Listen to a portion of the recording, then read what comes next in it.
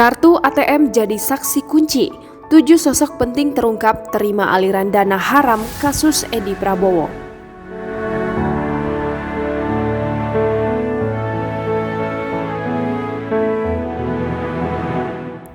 Penangkapan Menteri KKP Edi Prabowo memang mengejutkan banyak pihak.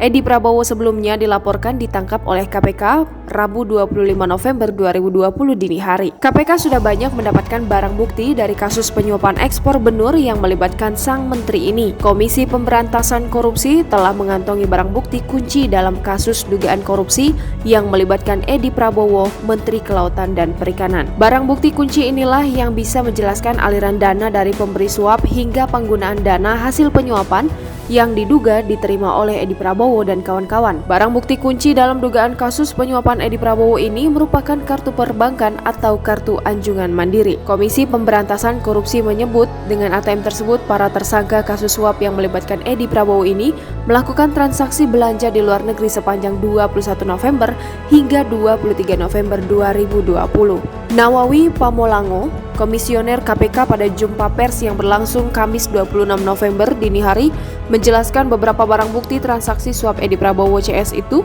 diantaranya adalah untuk memborong jam tangan mahal bermerek Rolex dan tas bermerek Louis Vuitton.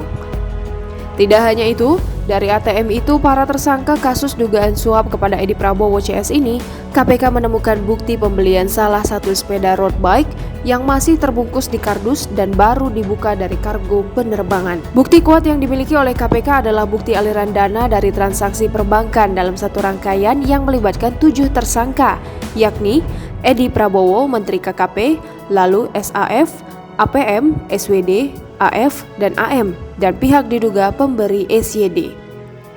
Dari 7 tersangka itu rangkaian suap benur lobster yang melibatkan Edi Prabowo CS, masih ada 2 orang yang belum ditangkap, yakni AMP dan AM.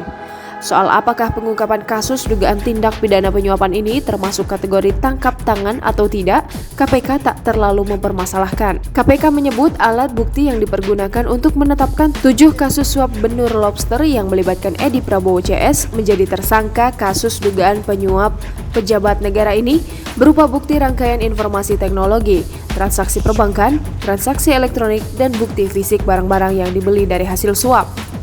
Dalam gelar perkara suap Edi Prabowo CS yang telah dilakukan oleh KPK, tergambar jelas asal-usul dana suap ini, yakni berasal dari penerbitan surat rekomendasi izin ekspor benur lobster. Perusahaan yang mendapatkan rekomendasi izin ekspor benur dari Edi Prabowo CS diwajibkan untuk menggunakan jasa pengangkutan salah satu perusahaan dengan inisial ACK dengan pungutan sebesar Rp1.800 per ekor benur. Lalu perusahaan tersebut yang menyetorkan duit suap secara bertahap kepada orang kepercayaan Menteri KKP Edi Prabowo.